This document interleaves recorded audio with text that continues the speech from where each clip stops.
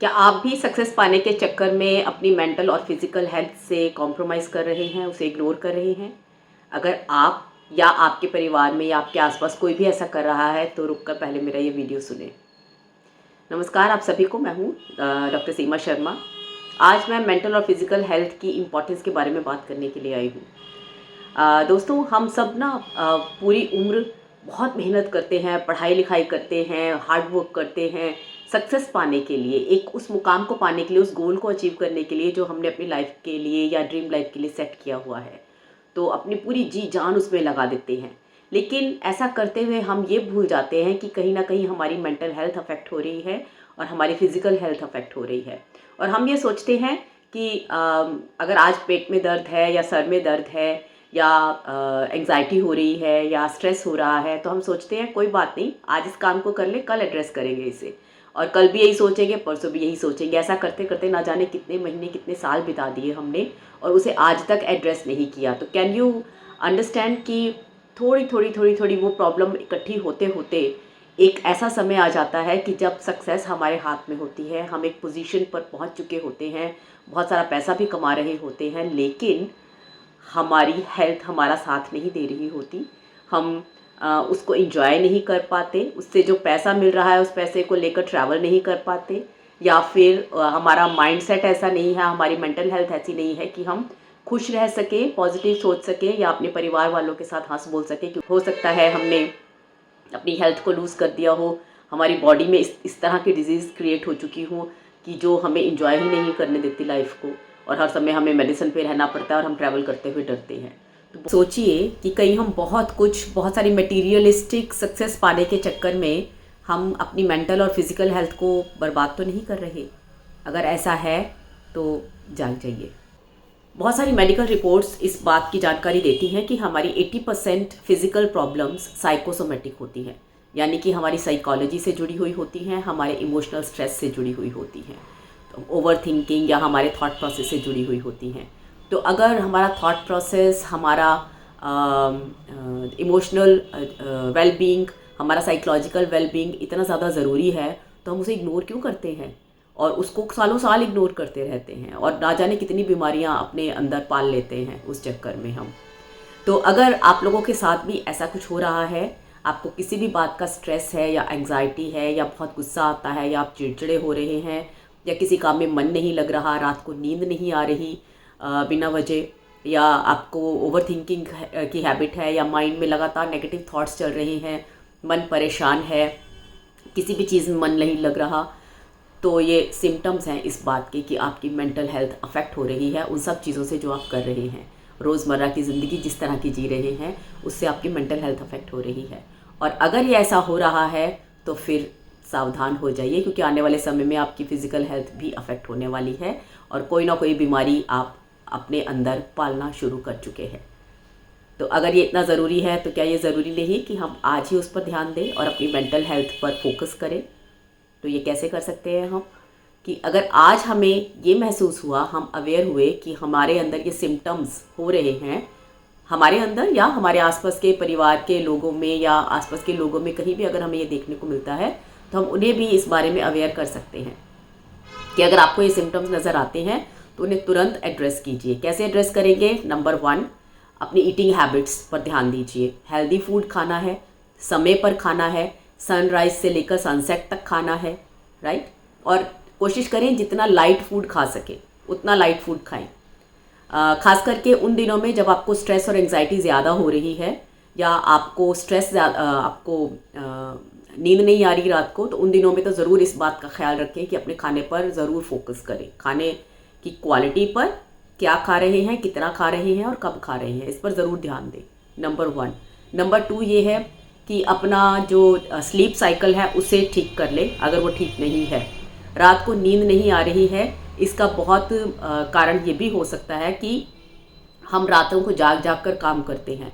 आजकल के बच्चे आपने देखे हैं ना, स्कूल में कॉलेज में अपने बच्चे देखे हैं, वो दिन भर सोते हैं, रात भर पढ़ते हैं। तो आपका जब बॉडी क्लॉक ही डिस्टर्ब हो गया तो आपकी हेल्थ क्या अफेक्ट नहीं होगी? आपकी मेंटल और फिजिकल हेल्थ अफेक्ट नहीं होगी, है ना। तो जब सूरज चढ़ता है वो हमें एनर्जी देता है काम करने के लिए। तो अगर हमने सूरज की एनर्जी को सुबह एक्टिवेट नहीं किया अपने अंदर तो हम काम नहीं कर सकेंगे। और जो चांद का काम होता है, रात जब होती है और चांद निकलता है, तो चांद का काम होता है काम डाउन करना, हमारी एनर्जी को शांत करना, ताकि हम चैन की नींद सो सके। तो उस वक्त पर हम अपनी एनर्जी को एक्टिवेट कर रहे हैं, पढ़ाई कर रहे हैं या कोई ना कोई काम कर रहे हैं लैपटॉप पर, या कुछ भी मेंटल एक्टिविटी कर रहे हैं हम, राइट। तो जब हम उल्टा चल रहे हैं हर एक चीज़ से, एनर्जी जहाँ पर हमारी एक्टिवेट होनी चाहिए वहाँ पर उसे सुला रहे हैं, जहाँ पर एनर्जी को सोना चाहिए, रेस्ट करना चाहिए, वहाँ पर हम एनर्जी को एक्टिवेट कर रहे हैं। तो हमारी बॉडी के जो सारा सिस्टम ना एकदम से घबरा जाता है, शॉक हो जाता है कि हो क्या रहा है हमारे अंदर। हमारे सारे हार्मोन्स, हमारे जो न्यूरॉन्स हैं वो सब डिस्टर्ब हो जाते हैं, और वो डिस्टर्ब होंगे तो डेफिनेटली हमें एंग्जाइटी, स्ट्रेस और बहुत सारे मेंटल डिसऑर्डर और फिजिकल एलिमेंट्स, ये सब तो होनी ही होनी है, राइट। तो इसलिए स्लीप साइकिल को ठीक करना बहुत ज़रूरी है। टाइम पर सोएं, टाइम पर जागें। Early to rise early to bed, ये वाला जो फॉर्मूला है ना, जो बचपन में यूं ही अपने माँ बाप के कहने पर हम उसे रट लिया करते थे, लेकिन ये वाकई इसका एक बहुत गहरा ताल्लुक़ है हमारी मेंटल और फिज़िकल वेलबींग से। तो समय पर सोएं, समय पर जागें। रात सोने के लिए है, दिन काम करने के लिए है, तो उसको उसी तरह इस्तेमाल करें, उन्हें डिस्टर्ब ना करें, राइट। नंबर 3, मेडिटेट ज़रूर करें। दिन में कम से कम 15 मिनट से लेकर आधा घंटा मेडिटेट ज़रूर करें। हम पूरा दिन ना सारे लोगों को खुश करने में लगे रहते हैं, बॉस को खुश कर रहे हैं, अपने फैमिली मेम्बर्स को खुश कर रहे हैं, आस पड़ोस में हर एक के साथ सोशलाइज कर रहे हैं, गिफ्ट्स दे रहे हैं, पार्टीज़ में जा रहे हैं। We are trying to be good to people, है ना, लोगों के साथ अच्छा बिहेव कर रहे हैं अपनी मर्जी के खिलाफ। कभी कभी तो ऐसे लोगों के साथ भी अच्छा बिहेव करना पड़ता है जो हमें अच्छे नहीं लगते, जिनके साथ हम एक सेकंड भी बिताना नहीं चाहते, उनके साथ हम पूरा पूरा दिन बिता रहे होते हैं और अपने आप को स्ट्रेस कर रहे होते हैं कि हम बहुत अच्छे हैं, और ताकि हम अपना उसके साथ हमारा बिहेवियर ठीक रहे। तो उस टाइम पर हमारा जो इमोशनल बैगेज कितना सारा क्रिएट हो जाता है, राइट। लेकिन हम अपने पूरे दिन का एक भी समय ऐसा नहीं होता जब हम अपने साथ बिता रहे होते हैं। मुझे कौन खुश करेगा? मैंने अपने आप को खुश करने के लिए कब कितना वक्त बिताया पूरे दिन में, क्या कभी हमने ये सोचा है बैठकर?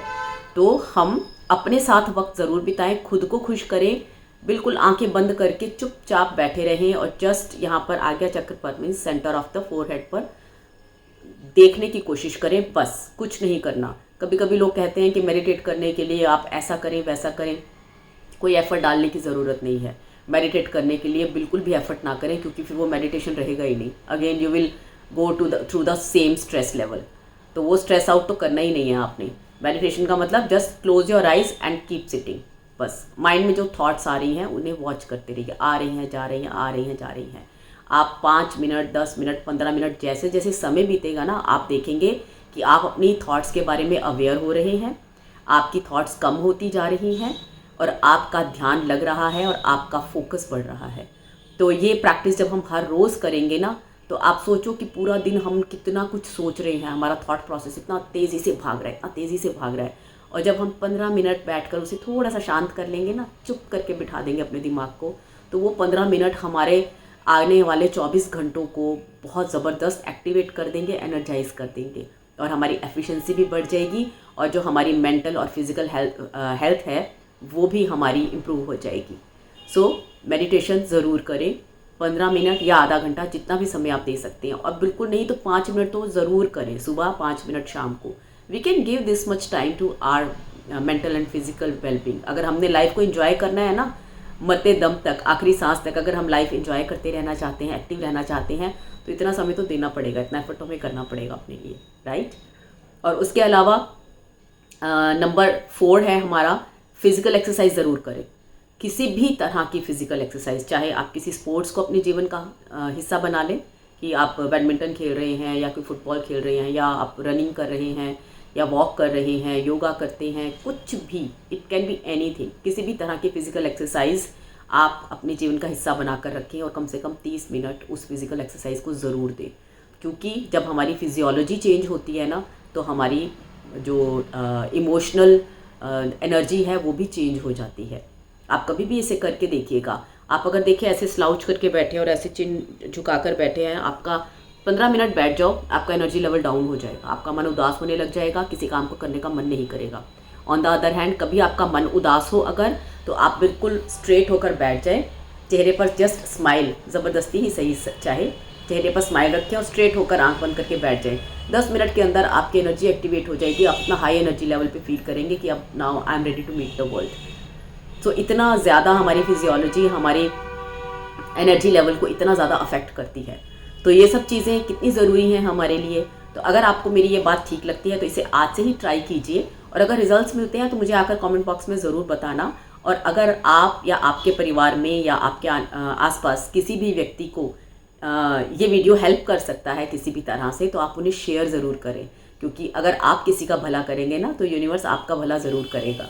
तो कभी कभी दूसरों को भला करने में भी हमें ब्लेसिंग्स मिलती हैं। उनका भला करेंगे, उनकी लाइफ में कुछ अच्छा होगा तो आपको भी ब्लेसिंग्स मिलेंगी, और आपकी लाइफ में अच्छा होगा तो मुझे ब्लेसिंग्स मिलेंगी। So we are passing energy from one point to the other.